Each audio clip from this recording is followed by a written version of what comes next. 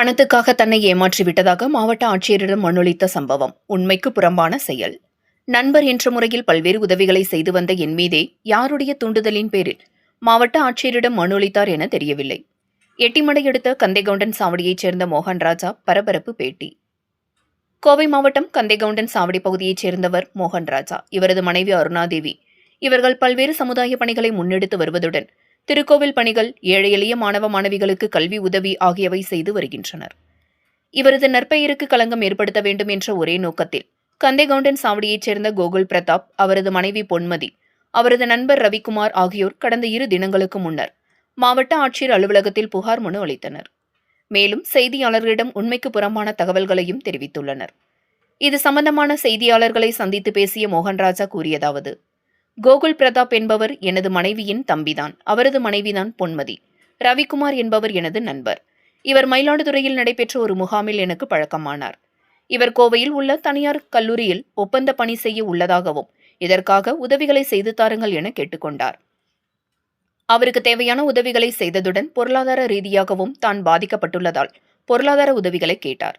வங்கிக் கடனை வாங்குவதற்காக என்னுடைய சொத்தை வாங்கிக் கொள்வதாகவும் குறிப்பிட்ட காலக்கெடுவுக்கு பின் சொத்தையோ பணத்தையோ திருப்பி தருவதாகவும் கூறியதால் ரவிக்குமாருக்கு சொத்தை எழுதி கொடுத்தேன். மேலும் அவருக்கு நட்பு ரீதியாக பல தவணைகளில் பணம் தந்து உதவினேன். நான் கொடுத்த சொத்தை வைத்து வங்கியில் கடன்கள் வாங்கினார். ஆனால் எந்த வேலையும் செய்யாமல், தொழிலை பார்க்காமல் பலத்த நஷ்டம் அடைந்தார். மேலும் நான் அவர் கேட்டுக்கொண்டபடி அவரது வங்கிக் கடன் 45 லட்சம் ரூபாயை அடைத்தேன்.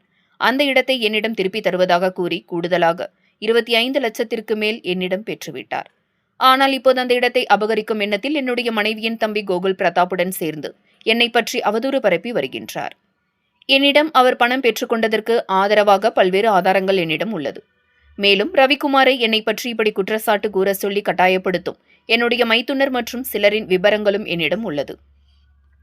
72 வயதான தந்தையின் சொத்தை முழுமையாக அபகரிக்க வேண்டி அவரை சித்திரவதை செய்து கொண்டிருக்கும் என் மைத்துனர் கோகுல் பிரதாப், அவரது மனைவி பொன்மதி ஆகியோருடன் சேர்ந்து ரவிக்குமார் செய்யும் இந்த செயல் முற்றிலும் உள்நோக்கம் கொண்டது. என் மைத்துனர் மற்றும் அவரது மனைவி பொன்மதி ஆகியோர் நிலுவையில் உள்ள எங்கள் குடும்ப வழக்குகள் அவர்களுக்கு சாதகமாக இல்லாத காரணத்தினால் இப்படி எங்களை பற்றி பொய் செய்திகளை பரப்பும் முயற்சியில் ஈடுபட்டு வருகின்றனர். இதை நான் சட்டப்படி எதிர்கொள்வேன். மேலும் ரவிக்குமார் இதுவரை பெற்றுள்ள பணத்தையோ அல்லது எனக்கு அவர் திருப்பி தர வேண்டிய இடத்தையோ சட்டப்படி பெறுவேன் என்று உறுதியாக தெரிவித்தார் என்பது குறிப்பிடத்தக்கது. வணக்கங்க, என் பேர் மோகன்ராஜா.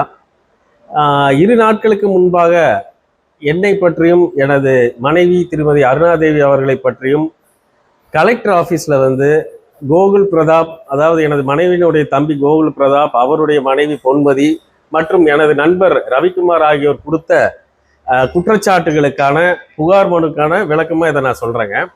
ரவிக்குமாருங்கிறவர் என்னுடைய நண்பர். அவர் மயிலாடுதுறையில் ஒரு சங்க பயிற்சி முகாம் மூலமாக எனக்கு பழக்கம். அவர் பயிற்சி முகாம் முடிஞ்சு கொஞ்ச நாள் கழித்து எனக்கு ஒரு ஃபோன் வந்தது. இந்த மாதிரி நான் சாவடி வர்றேங்க, இங்கே இருக்கிற ஒரு தனியார் கல்லூரியில் ஒரு கான்ட்ராக்ட் எடுக்கிறேன் அப்படின்னு சொன்னார். அதற்கான உதவிகள் செய்ய சொன்னார். நான் அதற்கான உதவிகள் செய்தேன். அதை போக அப்போ திடீர்னு அவர் என்னன்னாரு, இந்த மாதிரிக்கு எனக்கு சில பொருளாதார உதவி தேவைப்படுது, அதுக்கு நான் வங்கியில் அணுகுனப்போ எனக்கு என் பேரில் ஏதாவது பத்திரம் வேணுங்கிறாங்க, நான் உங்ககிட்ட இருந்து ஒரு ப்ராப்பர்ட்டி பர்ச்சேஸ் பண்ணிக்கிறேன், அதுக்கு ஒரு பேமெண்ட் முதல்ல தரேன், அதுக்கப்புறம் லோன் வந்ததுக்கப்புறம் கொஞ்சம் கொஞ்சமாக தர்றேன் அப்படின்னாரு. சரி, நான் அதுக்கும் அந்த உதவியும் பண்ணேன். பின்னாடி அந்த லோனை வாங்கினதுக்கப்புறம் அவர் செய்த தொழில்கள் எதுவுமே சரி வராத காரணத்தினால, அவருடைய தொழிலில் நஷ்டம் ஏற்பட்டதுனால என்னை ஒரு நாள் பார்த்தாரு. இந்த மாதிரிங்க, எனக்கு நீங்கள் இந்த லோன் என்னால் இது கட்ட முடியலைங்க, நீங்கள் எனக்கு அதாவது இந்த இடத்தினுடைய விலையை எனக்கு கொடுத்துட்டு இந்த லோனை க்ளோஸ் பண்ணி எனக்கு கொடுங்கன்னாரு. அதுக்கு தகுந்த மாதிரி அவர் எடுத்திருந்த மொத்தமாக 45 + 41 86 லட்சத்தில் 45 லட்சம் கட்டி முடிச்சுட்டாங்க.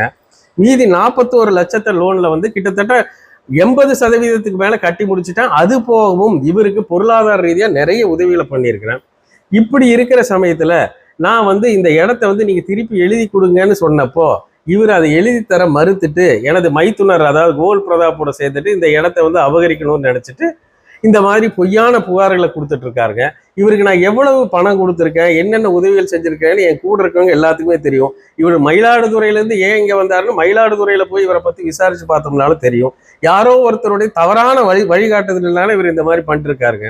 அடுத்தபடியாக எனது மனைவியினுடைய தம்பியும் கோகுல் பிரதாப்பும் அவருடைய மனைவி பொன்மதியும் அவங்க சொல்ற கூற்றுக்களை கேட்டீங்கன்னா அத்தனை வழக்குகளும் கோர்ட்டில் இருக்கும்போது அந்த கோர்ட்டில் இருக்கும் வழக்குகளை எல்லாம் மறைத்து விட்டு ஒவ்வொருத்தர்கிட்ட போய் நான் நியாயம் பண்ணியிருக்கேன், நான் என் சைடு தான் நியாயம் இருக்குது, நீங்க நடவடிக்கை எடுங்கன்னா கோர்ட்டை தாண்டி எப்படிங்க நடவடிக்கை எடுக்குது?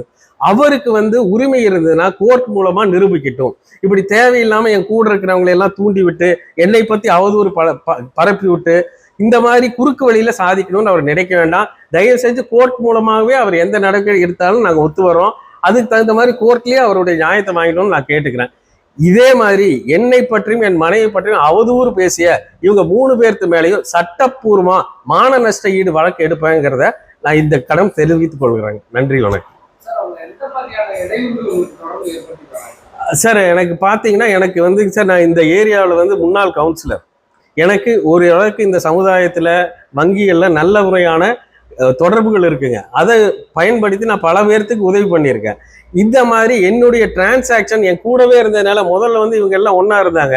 அப்போ இருக்கையில் என்னுடைய டிரான்சாக்ஷன் எல்லாம் தெரிஞ்சுட்டு போய் நான் என்னென்ன பண்ணுறேன்னு பார்த்துட்டு அதில் யாரை வச்சு என் மேலே கம்ப்ளைண்ட் பண்ண கொடுக்கலாம், எந்த விதமான கம்ப்ளைண்ட் கொடுத்தாலும் அதில் முகாந்திரம் இருந்தால் மட்டும்தான் எடுப்பாங்களே தவிர இவர் 3 வருஷமா மொட்டை பெட்டிஷன் போடுறது மட்டுமே தொழிலா வச்சிருக்கிறாரு. அவருக்குன்னு எந்த தொழிலும் கிடையாதுங்க. பெத்த தந்தை 72 வயசான தந்தை கஷ்டப்பட்டு வேர்வை சிந்தி ரத்த தீசி சம்பாதிச்ச சொத்தை உடனடியா அவர் கைக்கு வரணும். அதாவதுங்க பையனுக்கு ஆசை இருக்கலாம், போய் அவங்க அப்பாட்ட கேட்க வேண்டியதானே. இருக்கிறவங்க எல்லாத்தையும் தொல்லைப்படுத்தி அவங்க அப்பாவையும் மனவேதனைப்படுத்தி இந்த மாதிரி சொத்தை கொடுக்கணும்னு நினைக்கிறாரு. அதற்கான பல குறுக்கு வழிகள் அவர் பண்ணிட்டு இருக்காரு. அதுதான் காரணம்.